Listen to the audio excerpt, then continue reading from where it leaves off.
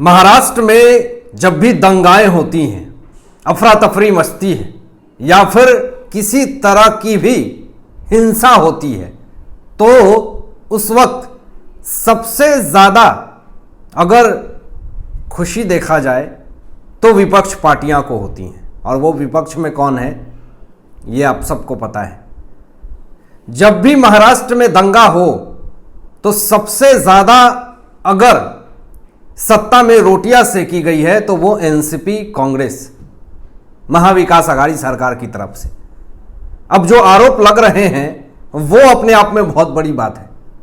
ये संजोग कहें या फिर अफसोसवश कहें कि जब भी महाराष्ट्र में दंगे हुए या फिर आक्रामकता वाली माहौल उत्पन्न हुई तो उस वक्त बीजेपी सत्ता में होते हुए जब बाहर सत्ता में रहते हैं एनसीपी कांग्रेस, तभी ये सारी चीजें होती हैं। तो सीधा आरोप तो यही लगेगा कि जब भी महाराष्ट्र में आक्रामकता वाली माहौल उत्पन्न होती है या फिर महाराष्ट्र में दंगा होता है तो जब सत्ता से बाहर होते हैं एनसीपी और कांग्रेस, तभी ये सारी चीजें होती हैं। अब सवाल ये उठता है कि जब सत्ता से एनसीपी कांग्रेस बाहर होती है तभी क्यों दंगा होता है? सवाल तो खड़े होंगे।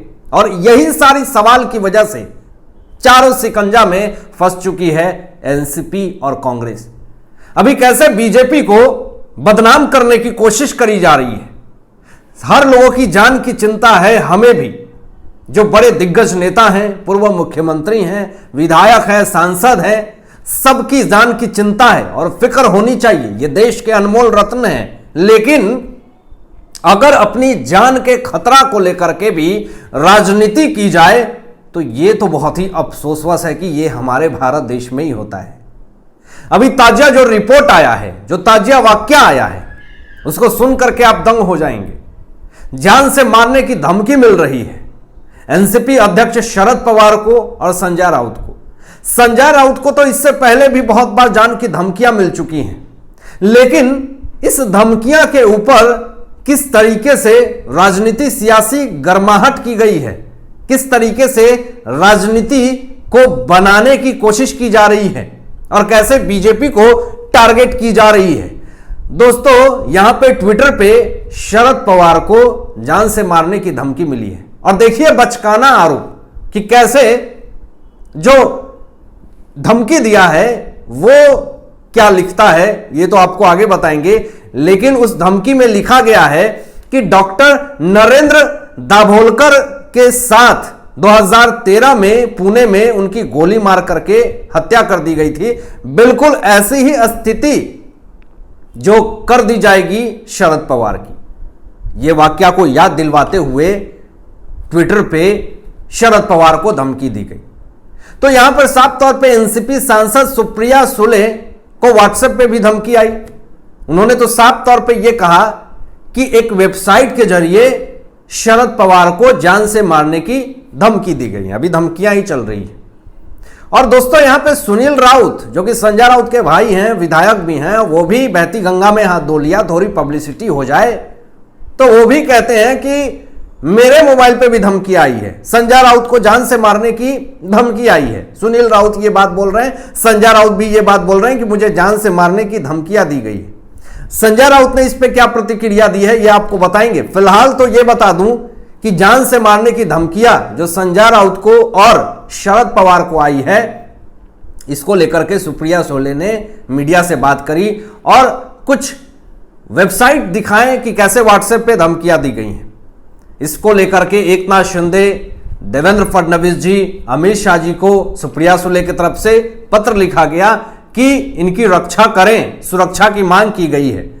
तो यहां पर एकनाथ शिंदे ने इसको बहुत ही कड़े निर्देश दिए हैं, पुलिस से जांच की मांग की है, कड़े निर्देश दे दिए हैं पुलिस को।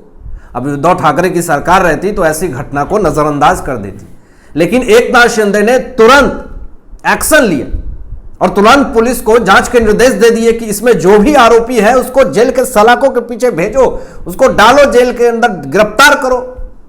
यह देश का हर एक नागरिक बहुत खास है। नेता मंत्री तो खास है लेकिन भ्रष्टाचारी खास नहीं है।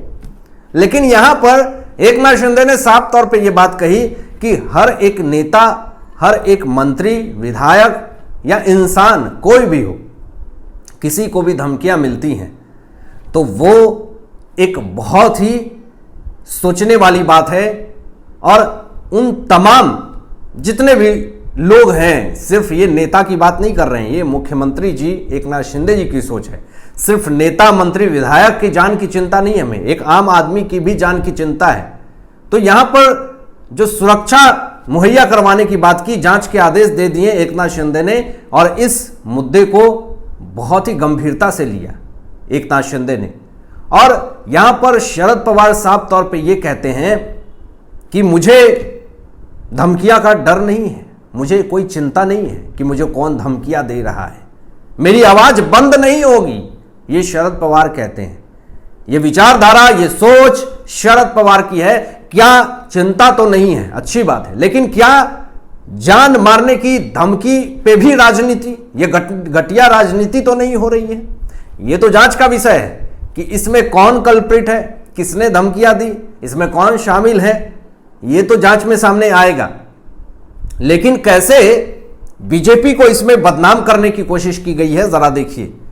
यहां पर जिस ट्विटर अकाउंट से जो धमकी आई है वो, उसका नाम है सौरभ पिंपलकर, और उसने बायो में लिखा है कि मैं बीजेपी का कार्यकर्ता हूं, और एनसीपी आरोप लगा रही है कि धमकी देने वाला बीजेपी का कार्यकर्ता है।